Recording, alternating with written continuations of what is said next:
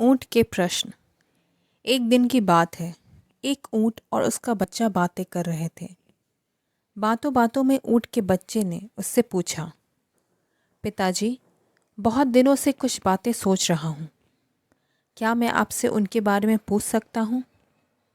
ऊंट बोला, हाँ हाँ बेटा, ज़रूर पूछो। मुझसे बन पड़ेगा तो मैं जवाब ज़रूर दूंगा।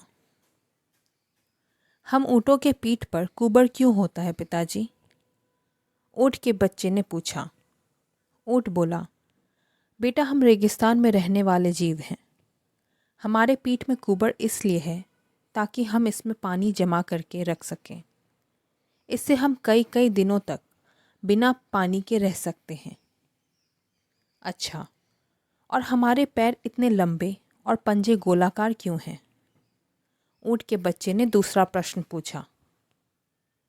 जैसा मैं तुम्हें बता चुका हूँ कि हम रेगिस्तानी जीव हैं। यहाँ की भूमि रेतीली होती है और हमें इस रेतीली भूमि में चलना पड़ता है। लंबे पैर और गोलाकार पंजे के कारण हमें रेत में चलने में सहूलियत होती है। अच्छा, मैं हमारे पीठ में कुबर, लंबे पैर और गोलाकार पंजों का कारण तो समझ गया, लेकिन हमारी घनी पलकों का कारण मैं समझ नहीं पाता। इन घनी पलकों के कारण कई बार मुझे देखने में भी परेशानी होती है। ये इतनी घनी क्यों है? ऊँट का बच्चा बोला। बेटे, ये पलकें हमारी आँखों की रक्षा कवच हैं।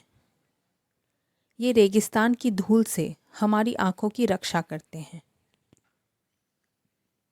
अब मैं समझ गया कि हमारी ऊँट में कुबर, पानी जमा कर रखने, लंबे पैर और गोलाकार पंजे रेतीली भूमि पर आसानी से चलने और घनी पलकें धूल से आँखों की रक्षा करने के लिए हैं।